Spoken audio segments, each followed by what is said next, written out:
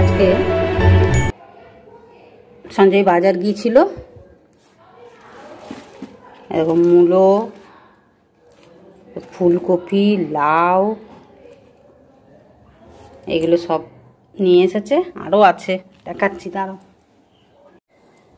দেখো এখানে আবার কিছু সবজি রেখেছে, এখানে আছে বরবটি, এটা কি এনেছে মৌসম্বি ছেলের জন্য, কলা, এগুলো এগুলো সব সঞ্জয় বাজার করে এসে একেবারে বাইরে নামায়, এগুলো ওই ধুয়ে দেয়, ও ধুয়ে তারপরে সব জল ঝরিয়ে এখানে রেখেছি। এখানেও দেখো কিছু বাজার আছে, দেখো আজকে পাট শাক আনতে বলেছিলাম, এদিকে পাট শাক নিয়ে এসছে, আজকে করবো আমি রসুন ফোড়ন দিয়ে পাট শাক করবো। আর এখানে আছে পটল, আম, উচ্ছে, এখানে আছে আবার কি চড়াই শাক, বলেছিলাম পাট শাক আনতে, চড়াই শাকও নিয়েছে। আর এখানে আছে ভেন্ডি, শসা, সব ও বাজার থেকে এনে একদম ডাইরেক্ট বাইরে নামিয়ে ও সমস্ত ধুয়ে দেয়। আর এখানে আছে আলু, পেঁয়াজ, আদা, রসুন। এই বাজার এখন আমার 7 দিন হয়ে যাবে, 7 দিন। আমি আর ছেলে বসে বসে জলখাবার খেলাম, ঘর ঝাড়, সকালবেলায় ঘরটা ঝাড় দিয়ে তারপরে সঞ্জয় বাজার গিয়েছিল, বাজার থেকে এসে ও সমস্ত বাজার তো দেখলে পুরো বাইরে একদম নামিয়ে ধুয়ে জল ঝরিয়ে তারপরে রাখে। আমি তো আবার যখন তরকারি কাটবো তখন তো আবার আমি ধোবো। আর ও বেরিয়ে গেল, ওর একটু কাজ আছে, আমি আর ছেলে বসে বসে জলখাবার খেলাম। হ্যাঁ আজকে একটু শুধু ওই শশা মুড়ি খেয়ে নিয়েছি, জলখাবারের সেরকম আইঠাং আজকে আর করিনি। এরপর আমার আরও কাজ বাকি আছে, এখন আমার বাসন মাজা হয়নি, আমি বাসন মাজবো আজকে, সেটাও দেখাবো তোমাদেরকে। আর কিছু কাচাকুচি বাকি আছে অল্প স্বল্প, আমার ডেলিকার কাঁচা থাকেই, সেই কাঁচাও আছে। চল তাহলে আমি এবার আমার কাজগুলো স্টার্ট করে দিই। দেখো আমি আজকে প্রথম দেখাচ্ছি আমার এই কাজটা। এখানে কিন্তু আমি বাসনগুলো রাখি, এখানেই আমি বাসনটা মেজে নেবো বসে বসে। এটাই কষ্ট আমার পক্ষে, একটু কষ্টকর, বসে বসে বাসন মাজতে হয়, কিন্তু কিছু করার নেই তো, বলো করতেই হবে। ঠিক আছে চলো তাহলে আমি বাসনগুলো মেজে নিই।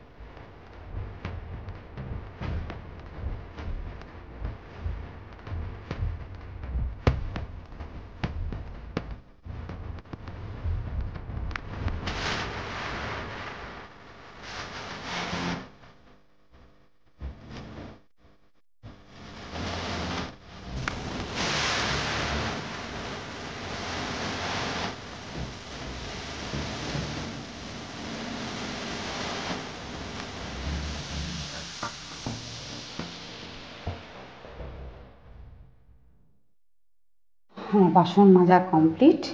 বাসন মাজার পরে এই জায়গাটা ভালো করে ধুয়ে মুছে পরিষ্কার করে দিই, ভালো লাগে দেখতে, প্রত্যেক দিনই ধুয়ে দিই। এবার আমি কাপড় চোপড় ছেড়ে এসে তারপরে রান্নায় ঢুকবো, হাত পা ধুয়ে নেবো, গা ধুয়ে নেবো, দিয়ে এসে আমি রান্না করবো।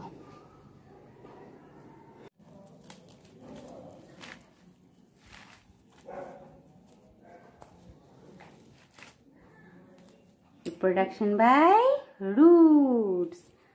পাট শাকগুলো বসিয়ে দিলে আমার গাছ হয়ে যাবে, কিন্তু গাছ যে হবে, গাছ যে হবে তার ইয়ে কোথায়, গাছ হবে আর জায়গা কোথায়, সেইটাই তো অভাব। বড় গাছ হবে, গাছ লাগানোর জায়গার বড় অভাব। বড় গাছ হবে না ছোট গাছ? পাট শাক গাছ আর কত বড় বড় হবে, এই তো এরকম হবে, এরকম হবে। ও বাবা, ওদিকের বাগানটা পুরো ফাঁকা আছে। ফাঁকা আছে সেটা এখন হবে, এখন লকডাউন চলছে বলে এখন লকডাউনের সময় হবে, কিন্তু লকডাউন ফুরিয়ে গেলে বাবা স্টুডেন্টগুলোকে সব সাইকেল চাপা দিয়ে দেবে। এইটা শিকড়গুলো বসিয়ে দিতে হবে, তাহলে এবার গাছ হয়ে যাবে। হবে কিনা জানি না, অবশ্য আমার গাছের ব্যাপারে আমার নলেজ একদমই কম। কিন্তু আমার অনেক বেশি, একটু ভালো করে বসিয়ে দেবো, জল দিয়ে দেবো আর দেখো পাট শাকগুলো আমি কিন্তু এইভাবে ডাঁটগুলো এইগুলোকে পাতাগুলোকে এই এই এই পাতাগুলো এইভাবে ছাড়িয়ে নেব। বেশি বড় পাতা হলে পাতাগুলো একটু করে কুচিয়ে নেওয়া যায়, কিন্তু পাতাগুলো তো ছোটই দেখছি, যদি বড় হয় তখন পাতাগুলোকে একটু করে কুচিয়ে নেব। আর খুব বেশি ঝোল করব না, কারণ আমার তো অত খাওয়ার লোক নেই। অনেকটাই পাট শাক, ভাবছি 2 দিন হয়ে যাবে। দেখি কেটে কুটে তারপরে ভাবনা চিন্তা করব। Good morning. আজকে আমি তো দেখালাম কি কি বাজার এসেছে। আজকে আমি করব পাট শাক। পাট শাকটা আমি এভাবে ছাড়িয়ে নিয়েছি, সবটা করব না। পাট শাকটা আমি রসুন ফোড়ন দিয়ে করব। এই সিজনে পাট শাক এই প্রথম খাচ্ছি আজকে। আর এই পাট শাক রান্না করলেই আমার মায়ের কথা মনে পড়ে যায়। এই সিজনে যেসব রান্নাগুলো আমার মা খুব ভালো করতো, সেই সব রান্নাগুলো যখনই করি তখনই মায়ের কথা মনে পড়ে যায়। আজ মা আমাদের পাশে নেই, আমাদের কাছে নেই, যেখানেই আছে ভালোই আছে আশা করব। তো মা এই পাট শাকটা খুব ভালো করতো রসুন ফোড়ন দিয়ে, মায়ের কাছ থেকেই আমার শেখা। প্রথমে আমি পাট শাকটাকে নুন হলুদ একটু খাবার সোডা দিয়ে আমি ওটাকে সেদ্ধ করে নামিয়ে রেখেছি। এবার আমি রসুন আর শুকনো লঙ্কা 5 ফোড়ন দিয়ে জাস্ট ওটা সাঁতলে নেবো, ব্যাস। পাট শাক রান্না করতো, পাট শাক দিয়েই আমরা 1 থালা ভাত খেয়ে নিতাম। মানে এতটাই আমার ভালো লাগতো এইসব খাবারগুলো।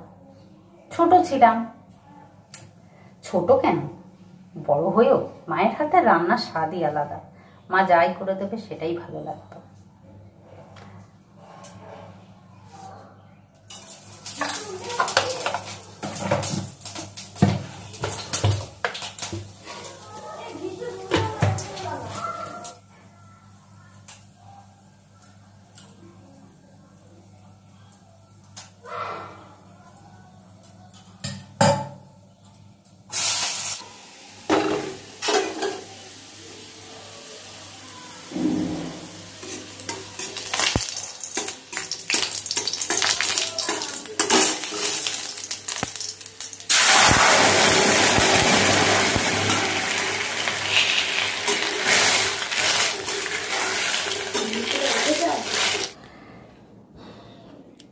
আজকের দেখো লাঞ্চ, এটা হচ্ছে আমের চাটনি। সঞ্জয় তো আমও নিয়ে এসছে বাজার থেকে, দেখালাম।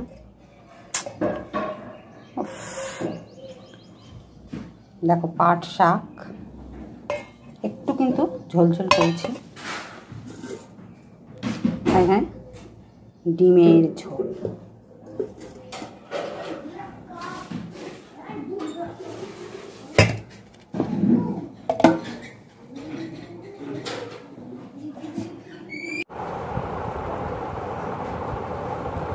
Good afternoon. আমাদের লাঞ্চ মেনু তো তোমাদেরকে দেখিয়ে দিলাম। পাট শাকটা রান্নাটা দেখালাম, কারণ পাট শাকের সঙ্গে আমার একটা ইমোশন জড়িয়ে আছে, সেটা আমি বললাম তোমাদেরকে। তো যাই হোক, আর বাকি ডিমের ঝোল ওই একই সিম্পলভাবে করেছি, আদা পেঁয়াজ রসুন টমেটো। শুধু আমি ডিমের ঝোলের মধ্যে একটু পাওভাজি মশলা দিয়ে দিই, তাহলে ভালো লাগে। আর আমের চাটনি করলাম,